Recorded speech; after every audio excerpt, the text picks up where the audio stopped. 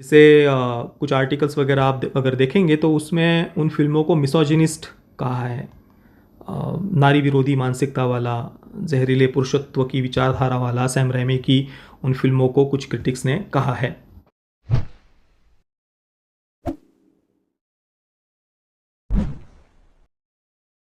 ओम नारायण नारायण नारायण नारायण। सब मित्रों को राम राम।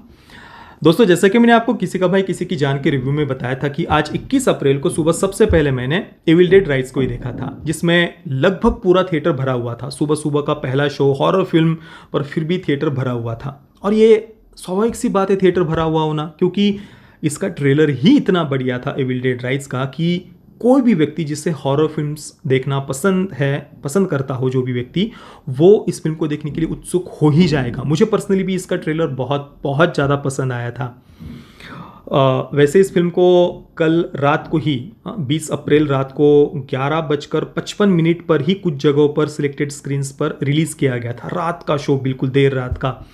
और मैं तो वो पहला शो ही देखना चाह रहा था, पर हमारे यहाँ पर तो आज 21 अप्रैल को ही सुबह रिलीज़ हुई है। केवल जो बड़े बड़े मेट्रो सिटीज़ है, बड़े बड़े शहर है, वहाँ पर ही कल 20 अप्रैल रात को इसे रिलीज़ किया गया था। तो आज सुबह सुबह मैं बड़ी ही उत्सुकता के साथ फिल्म देखने के लिए गया था। थोड़ा सा अंदर डर भी लग रहा था कि ट्रेलर तो बढ़िया था, पर पता नहीं फिल्म कहीं डिसअपॉइंट ना कर दे। हालांकि जो अर्ली रिव्यूज़ आए थे फिल्म के बारे में वो काफ़ी पॉजिटिव थे, तो उतना कुछ ज़्यादा मन में डर नहीं था। पर मैं उत्सुक था कि क्या अलग किया है उन्होंने इस बार। मैंने एविल डेड फिल्म सीरीज़ की इसके पहले की केवल 2 फिल्में देखी है। एक तो ओरिजिनल फिल्म 1981 वाली, और उसके बाद 2013 का जो रिबूट था तो वो 2013 वाला पार्ट। ये 2 फिल्में मैंने केवल देखी है। ओरिजिनल ट्रायोलॉजी की जो दूसरी दोनों फिल्में हैं, एक जो एविल डेड 2 नाम से 1987 में आई थी, और उसके बाद 1992 में मेरे अनुसार उसका 3rd पार्ट आया था, आर्मी ऑफ डार्कनेस करके। वो दोनों फिल्में मैंने नहीं देखी है। जितना मैंने पढ़ा है कि जो ओरिजिनल ट्रायोलॉजी है, उन तीनों ही फिल्मों को सबके द्वारा पसंद किया गया है। 2013 की भी फिल्म को दर्शकों ने पसंद किया था, पर ओरिजिनल ट्रायोलॉजी के जितना नहीं। अब जो ओरिजिनल ट्रायोलॉजी है एविल डेड की, उन सभी के राइटर और डायरेक्टर सैम रैमी ही रहे हैं, स्पाइडरमैन के डायरेक्टर। और साथ में ही वे 2013 की जो एविल डेड फिल्म है उसके को प्रोड्यूसर भी थे। और इन सभी फिल्मों के, ओरिजिनल ट्रायोलॉजी, 2013 की फिल्म और ये 2023 की फिल्म, इन सभी के प्रोड्यूसर रॉबर्ट टेपट ही रहे हैं। और एविल डेड राइज के राइटर और डायरेक्टर है ली क्रॉनिन, जो एक आयरिश फिल्म मेकर है। उन्होंने इससे पहले 2019 में एक हॉरर फिल्म को डायरेक्ट किया था, the whole in the ground नाम की, जिसे बेल्जियम, फिनलैंड, आयरलैंड और यूके के द्वारा को प्रोड्यूस किया गया था। तो ली क्रॉनिन की ये पहली बिग बजट हॉलीवुड की फिल्म है, ऐसा हम कह सकते हैं। और उन्होंने बिल्कुल भी कहीं पर भी निराश नहीं किया है। इवन कहानी की दृष्टि से भी आप देख लीजिए, या ओवरऑल जिस प्रकार से उन्होंने कहानी को प्रेजेंट किया है, या जो कुछ भी उनका इमेजिनेशन था इन कैरेक्टर्स को लेकर, एक अलग टच जो उन्होंने यहाँ पर दिया है, वो कहीं पर भी हमें डिसअपॉइंट नहीं करता। 1981 की और 2013 की ये दोनों फिल्में मैंने देखी है, और दोनों ही फिल्मों की कहानी में कोई बदलाव नहीं है। जैसी ओरिजिनल फिल्म की कहानी थी वैसी की वैसी ही बिल्कुल 2013 की फिल्म की भी कहानी थी। दोनों ही फिल्में जंगल में स्थित है। जंगल में एक पुराना कैबिन, एक छोटा सा लकड़ी का घर है, और उसके अंदर एक प्राचीन सभ्यता की, अब देखिए ये एक बहुत गलत बात है हॉलीवुड की, पर ये सच्चाई है कि हॉलीवुड जो एंशियंट सिविलाइजेशंस है, प्राचीन सभ्यताएं हैं, हॉलीवुड के जो कंजर्वेटिव माइंडसेट के जो डायरेक्टर है वो हमेशा से ही प्राचीन सभ्यताओं को बहुत ही गलत तरीके से प्रस्तुत करते हैं, उन्हें शैतानी सभ्यताओं की तरह प्रस्तुत करते हैं। जैसे कि यहाँ पर एविल डेड राइज की हम बात करें तो इसमें मेसोपोटामियन की जो सुमेरियन सभ्यता थी, उसको उन्होंने शैतानी सभ्यता की तरह प्रस्तुत किया है। उनकी एक पुस्तक थी और उस पुस्तक में शैतानी ताकतें हैं, और उस शैतान की वो पूजा करते थे उस प्राचीन सभ्यता के कांदार नाम के लोग। इस पर कांदार शैतान का नाम है मेरे अनुसार, और सुमेरियन सभ्यता से जुड़ी हुई इस पुस्तक को उन्होंने दिखाया है। और अन्य भी आप कई सारी फिल्में देख लीजिए, घोस्टबस्टर्स में भी अगर आप देखेंगे तो इजिप्शियन गॉड को उन्होंने एक शैतान की तरह प्रेजेंट किया है। ओरिजिनल घोस्टबस्टर्स को आप देख लीजिए। तो ये जो कंजर्वेटिव माइंडसेट के जो डायरेक्टर्स हैं वो बिल्कुल मिशनरीज की तरह काम करते हैं, जो लोगों के सामने ये बातें प्रस्तुत करते हैं कि इन प्राचीन सभ्यताओं का नष्ट होना कैसे आवश्यक था। ये शैतानी सभ्यताएं थी। पिछले 2000 वर्षों में जो मिशनरी के द्वारा कन्वर्जन अलग अलग जगहों पर हुआ है, जो इंक्विजिशन लागू करके लाखों लाखों लोगों का नरसंहार उनके द्वारा किया गया, कन्वर्ट किया गया, इन सब का जस्टिफिकेशन मिशनरीज यही कह कर देते हैं कि भाई ये सारी तो शैतानी सभ्यताएं थी, शैतान थे। भारत में भी उन्होंने यही करने का प्रयास किया ब्रिटिशों ने। हमारी पूरे एजुकेशन सिस्टम को उन्होंने उन्हें बताया कि हिंदू सभ्यता कैसे रिग्रेसिव थी, साफ सफाई वाली थी, हम तो इनको सिविलाइज्ड कर रहे थे। यही माइंडसेट ब्रिटिशों का भी था, वामपंथी भी उसी माइंडसेट को फॉलो करते हैं। चलिए ये विषयांतर हो गया। कुल मिलाकर यहाँ पर मेसोपोटामियन सभ्यता, सुमेरियन सभ्यता को बहुत ही गलत तरीके से प्रस्तुत किया है, शैतानी सभ्यता की तरह। तो उनकी सभ्यता की पुस्तक मिलती है उस लकड़ी के घर में नीचे बेसमेंट में, और फिर उसके कुछ लाइंस पढ़ने के बाद में ये शैतान जागृत हो जाता है, जग जाता है, और जितने भी लोग उस लकड़ी के घर में होते हैं एक एक करके सबको वो पोजेस करते जाता है, और बड़ा ही विचित्र सा उनका शरीर विकृत हो जाता है। खून की उल्टियाँ करने लगते हैं, कभी सफ़ेद कोई द्रव्य उनके मुंह से निकलता है, उसकी उल्टियाँ, शरीर में से इतनी गंदगी उनके मतलब इतना घिनौना लगता है वो देखने में ही।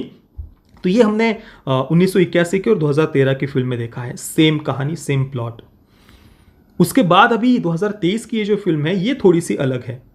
जो बेसिक थीम है वो यही है कि सुमेरियन सभ्यता से जुड़ी हुई ये पुस्तक मिलती है, और उसकी कुछ लाइनें पढ़ने के बाद में ये शैतान जागृत होता है। ये बेसिक वही है, पर कहानी इस बार जंगल में स्थित नहीं है। कहानी एक अपार्टमेंट में, शहर के बीचों बीच स्थित है, आजू बाजू में लोग हैं। इस अपार्टमेंट में कई सारे लोग रहते हैं, अलग अलग मंजिल पर भी, फ्लोर पर भी। और ऐसे घर के बीच में ये पुस्तक कैसे आती है, कैसे जागृत होती है ये शैतान, और उसके बाद में कितने पोजेस कर। अब एक तो कैरेक्टर पता ही है माँ का, जिसको ये शैतान पोजेस करने वाला है, ट्रेलर में हमने देखा है। उसके बाद आगे क्या क्या होता है, कौन से कैरेक्टर्स को ये पोजेस करेगा, और किन की मृत्यु होगी, कौन बचेगा कौन नहीं बचेगा, ये जानने के लिए आपको फिल्म देखनी पड़ेगी।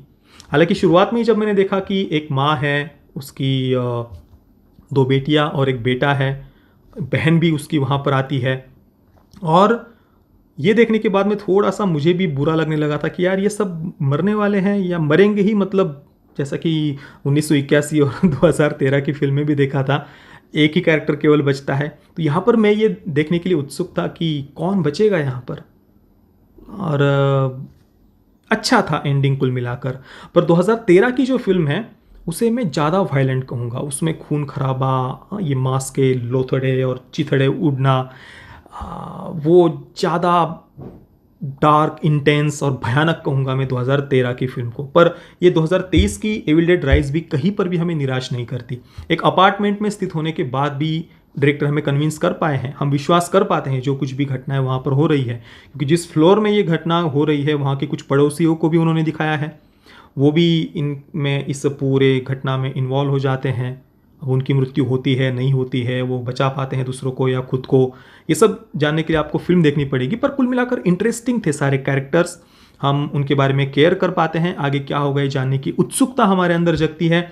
और जो माँ का कैरेक्टर था वो सच में मुझे बहुत पसंद आया। मतलब जिस एक्ट्रेस ने उस कैरेक्टर को प्ले किया है उसकी एक्टिंग काफ़ी बढ़िया थी, और साथ में ही उस माँ के कैरेक्टर को जिस प्रकार से उन्होंने प्रेजेंट किया है, मतलब जितना भयानक, विचित्र, क्रीपी उन्होंने उसे दिखाया है, वो पार्ट मुझे पसंद आया। कुछ सीन्स सच में काफ़ी इंटरेस्टिंग थे, मज़ेदार थे। डरावने तो मैं नहीं कहूँगा, मुझे पता नहीं कुछ खास ऐसा अंदर से कुछ ज़्यादा फील नहीं हुआ, पर वो काफ़ी इंटरेस्टिंग थे देखने में। और साथ में ही एविल डेड राइज को उन्होंने एक फेमिनिस्ट टच भी दिया है। यहाँ पर जो माँ का कैरेक्टर है उसे सिंगल मदर दिखाया है, उसका जो पति है, 3 बच्चों का जो पिता है, वो घर छोड़कर चला गया है, अपने बच्चों को, पत्नी को ऐसे ही छोड़कर वो चला गया है, मतलब दरिंदा पुरुष यहाँ पर उन्होंने डाल दिया है वो पार्ट। सिंगल मदर है, टैटू आर्टिस्ट उसे दिखाया है, उसके शरीर पर टैटू वगैरह भी हम देख सकते हैं। और उसकी बहन एक रात्रि को अचानक से उनके घर आ जाती है, जिसे अभी अभी पता चला है कि वो प्रेग्नेंट है, और वो कंफ्यूज्ड है कि इस बच्चे को वो रखे या नहीं रखे। और बाद में फिर वो अबॉर्शन ना करने का निर्णय लेती है, एक माँ बनने का वो निर्णय लेती है। तो कुछ ज़्यादा ऐसा टॉक्सिक बातें उन्होंने दिखाई ऐसा तो मैं नहीं कहूँगा, पर ओवरऑल पिछली जो सैम राइमी की ट्रायलॉजी थी या जो मैंने फिल्में देखी हुई है उसकी अपेक्षा यहाँ पर एक अलग थोड़ा फेमिनिस्ट टच हमें देखने को मिलता है। सैम राइमी की 1981 की ओरिजिनल एविल डेड में एक पोजेस्ड ट्री के द्वारा, पेड़ के द्वारा एक फीमेल कैरेक्टर का रेप होते हुए उन्होंने वो सीन दिखाया है, जिसे कुछ आर्टिकल्स वगैरह आप अगर देखेंगे तो उसमें उन फिल्मों को मिसोजिनिस्ट कहा है, नारी विरोधी मानसिकता वाला, जहरीले पुरुषत्व की विचारधारा वाला सैम राइमी की उन फिल्मों को कुछ क्रिटिक्स ने कहा है। और उसकी अपेक्षा इस फिल्म को जो फेमिनिस्ट टच दिया है उसकी प्रशंसा भी कुछ आर्टिकल्स में की गई है। सैम राइमी की जो ओरिजिनल फिल्म है उसे अभी भी एक कल्ट क्लासिक माना जाता है। उस समय कुछ ज़्यादा बजट भी नहीं था, बहुत ही कम बजट के साथ में जो बातें उन्होंने वहाँ पर दिखाई है वो सच में अभी भी मैंने कल ही ओरिजिनल 1981 की एविल डेड को देखा, उसके बाद में 2013 की भी उसके तुरंत बाद में मैंने देखा। और भले ही 2013 की एविल डेड में विजुअली वो बहुत ज़्यादा एडवांस थी, खून खराबा ज़्यादा था, पर फिर भी 1981 की फिल्म हमें हमेशा याद रह जाती है। उसके कैरेक्टर्स को ले लीजिए या उस समय की दृष्टि से जो कुछ भी उनका इमेजिनेशन था वो हमें बहुत इंटरेस्टिंग लगता है। हालांकि 1981 की फिल्म को एक थोड़ा सा कॉमिक टच दिया है ऐसा लगता है, कुछ कुछ सीन्स सच में बहुत फनी थे, हंसी आती है उनको देखकर। और जितना मैंने पढ़ा है उस ओरिजिनल ट्रायलॉजी की बाद की जो दोनों फिल्में हैं उनको तो उनके ह्यूमर के कारण ज़्यादा पसंद किया जाता है, वो और भी ज़्यादा फनी है। हालांकि ऑनलाइन कहीं पर भी वो अवेलेबल नहीं है इसलिए मैंने अभी तक उनको नहीं देखा, पर हाँ 1981 की फिल्म में भी एक कॉमिक टच थोड़ा सा था। अगर आप अपने मित्रों के साथ में बैठकर कभी उसे देखते हैं तो आपको हंसी उन्हें देखकर अवश्य आएगी। 2013 की फिल्म में वो कॉमिक टच बिल्कुल भी नहीं था, वो फिल्म ज़्यादा डार्क और इंटेंस थी। और ये 2023 की फिल्म अगर मैं कहूँ तो इसमें भी ऐसा कोई कॉमिक टच नहीं था। हालांकि माँ का जो कैरेक्टर है वो कुछ कुछ जगहों पर जैसा मुंह बनाता है, जैसे कुछ वो बातें करता है, थोड़ा सा वो फनी अवश्य लगती है, पर फिर भी फिल्म को जितना हो सके उन्होंने डार्क और इंटेंस रखने का ही यहाँ पर 2023 की फिल्म में भी प्रयास किया है। पर जैसे कि मैंने पहले कहा ये फिल्म 2013 की फिल्म की अपेक्षा ज़्यादा इसमें वायलेंस नहीं था, उसके लेवल का ही मैं इसे कहूँगा। एंडिंग यहाँ पर भी काफ़ी इंटरेस्टिंग था, जो एक अलग क्रीचर उन्होंने क्रिएट किया है ना अब मैं यहाँ पर आपको स्पॉइलर तो नहीं कहा जाएगा, फिर भी मैं आपको नहीं बताऊंगा, आपको लिए एक स्पेशल सरप्राइज रहेगा जब आप फिल्म देखेंगे। एंडिंग का वो क्रीचर मुझे बहुत पसंद आया, उसको और स्क्रीन टाइम देना चाहिए था, मुझे तो ऐसा लगता है काफ़ी कम जगह पर पूरा वो ठीक से हमें दिखाई देता है। ओवरऑल अच्छी फिल्म थी। अगर आपको हॉरर फिल्म्स देखना पसंद है तो ये फिल्म बिल्कुल भी आपको निराश नहीं करेगी। और हॉरर फिल्म्स पसंद हो तभी नहीं, ऐसे भी अगर कोई भी इस फिल्म को देखता है तो बिल्कुल भी ये फिल्म डिसअपॉइंट नहीं करती है। टेक्निकली भी, कहानी की दृष्टि से भी मुझे फिल्म पसंद आई। मैं एविल डेड राइज को दूंगा 8 out of 10 stars. Parental guidance की बात करें तो फिल्म में कोई सेक्स या न्यूडिटी नहीं है, पर वायलेंस ऑब्वियसली ढेर सारा है। ए सर्टिफिकेट के साथ फिल्म को थिएटर में रिलीज़ किया गया है। बाकी दोस्तों आपने अगर इस फिल्म को देखा है तो आपका अनुभव कैसा रहा मुझे नीचे कमेंट में अवश्य बताना। ये वीडियो देखने के लिए आप सभी मित्रों का बहुत बहुत धन्यवाद। जय श्री राम, वंदे मातरम।